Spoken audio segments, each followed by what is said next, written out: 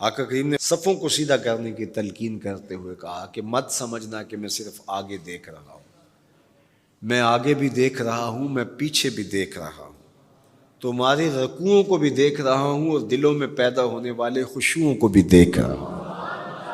یہ حضور کی نظر کا کمال ہے۔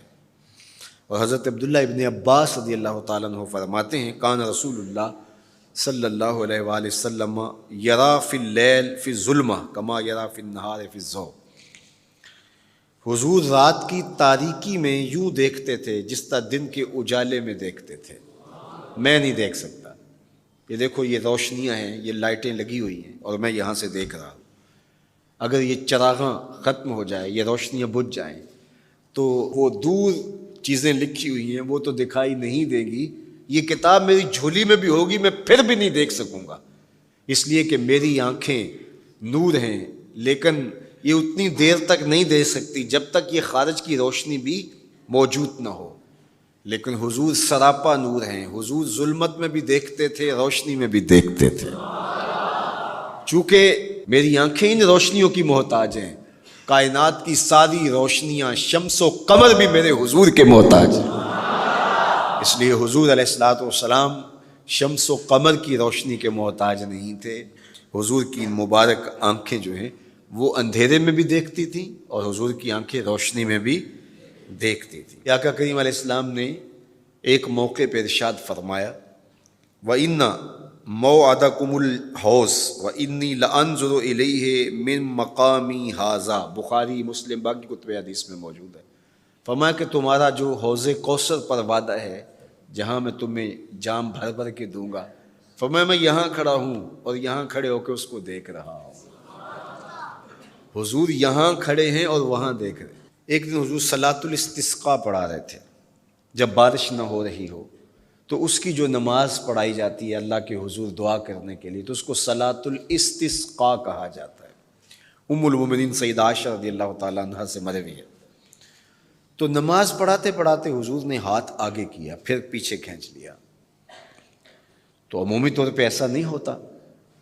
تو صحابہ نے جب دیکھا تو بعد میں کسی نے پوچھا حضور آج نماز میں آپ نے ہاتھ آگے بڑھایا اور پیچھے کھینچ لیا، مجھے بتائیے کہ حالت نماز میں نظر کہاں ہونی چاہیے؟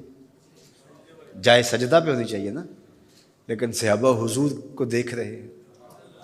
اللہ اکبر۔ صحابہ سے کسی نے پوچھا کہ تم بتاؤ ظہر اور عصر کی نمازوں میں حضور قرات کرتے تھے؟ کہاں کرتے تھے؟ بخاری میں ہے۔ تمہیں کیسے پتہ ہے کرتے تھے؟ کہا نحن نعلم باضطراب لحیتہ، ہم حضور کی مبارک داڑھی کی جنبش سے اندازہ کرتے تھے کہ قرات ہو رہی ہے۔ معلوم ہوا نماز بھی چلتی رہتی تھی، رخ محبوب کی دید بھی ہوتی رہتی تھی۔ اور اقبال کہتا ہے شوق تیرا اگر نہ ہو میری نماز کا امام، میرا رکوع بھی حجاب میرا سجود بھی حجاب۔ اللہ اکبر۔ تو حضور نے ہاتھ آگے بڑھایا اور پھر کھینچ لیا۔ پوچھا گیا حضور یہ آج نماز میں ایک نئی چیز ہم نے دیکھی، آپ نے ہاتھ آگے بڑھایا پھر کھینچ لیا؟ فرمایا ہاں، جنت میں کھجوروں کا ایک خوشہ لٹک رہا تھا، میں اس کو توڑنے کے لیے ہاتھ ڈالا تھا، پھر میں نے چھوڑ دیا، اور اگر میں توڑ لیتا تم قیامت تک کھاتے رہتے ختم نہ ہوتا، لیکن میں نے کہا نہیں چلو پھر قیامت کو ہی صحیح۔ اب حضور کھڑے کہاں ہیں؟ مدینہ المنورہ میں، اور جنت کہاں ہے؟ سدرۃ المنتہا سے اوپر۔ سر پٹ گھوڑا دوڑے اور تیز رفتار گھوڑا، تازی گھوڑا، 500 سال دوڑنے کے بعد پہلے آسمان تک پہنچے، پھر اتنی موٹائی آسمان میں، پھر دوسرا آسمان، پھر تیسرا آسمان، درمیان میں پھر خلائیں بھی، پھر وہاں سے 7 آسمانوں کے بعد کہیں سدرۃ المنتہا، اور قرآن بتاتا ہے کہ جنت بھی سدرۃ المنتہا کے پاس ہے، پھر آگے جنت، اور جنت کے جو درخت ہیں وہ 70,000 سال کی اونچائی پر ہیں، وہاں لٹکتی ہوئی کھجوروں کے خوشے، اور حضور علیہ السلام نے یہاں کھڑے ہو کے ہاتھ بڑھایا اور وہاں حضور کا ہاتھ پہنچ گیا۔ یہ ہاتھ کے پہنچنے کی منتہا نہیں ہے، ضرورت یہاں تک کی تھی لہٰذا یہاں تک پہنچا، اگر ضرورت اس سے آگے کی ہوتی تو آگے بھی پہنچ جاتا. تو حضور کا ہاتھ یہاں سے یہاں تک پہنچا. یہ حدیث پاک میں نا، میں اور آپ ہاتھ اٹھائیں تو ہمارا ہاتھ کہاں تک پہنچتا ہے؟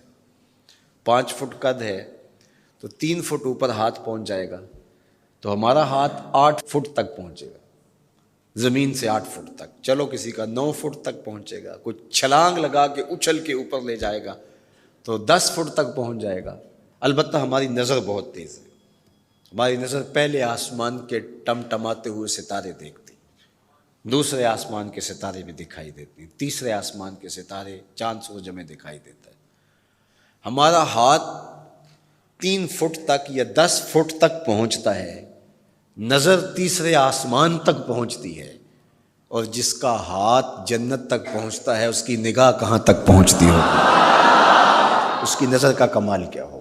اس لیے فرمایا انی ارا ما لا ترون واسمع ما لا تسمعون. جو میں دیکھتا ہوں وہ تم نہیں دیکھتے، جو میں سنتا ہوں وہ تم نہیں سنتے. اپنے حواس کو نبی کے حواس پر قیاس کرنا یا نبی کے حواس کو اپنے حواس پہ قیاس کرنا سوائے جہالت کے اور کچھ نہیں ہے. چے نسبت خاک را بعالم پاک، کہاں ہم کہاں ان کی ذات بابرکات. اس لیے فرمایا انی ارا ما لا ترون واسمع ما لا، جو میں دیکھتا ہوں وہ تم نہیں دیکھتے اور جو میں سنتا ہوں وہ تم نہیں سنتے. اللہ اکبر. ہماری آنکھیں تو چمکتے ہوئے سورج کو دوپہر کے وقت نہ دیکھ پائیں، چندھیا جائیں، آنکھوں میں پانی اترنے لگے، اور محبوب کی آنکھیں بے حجاب دیدار رب کریں.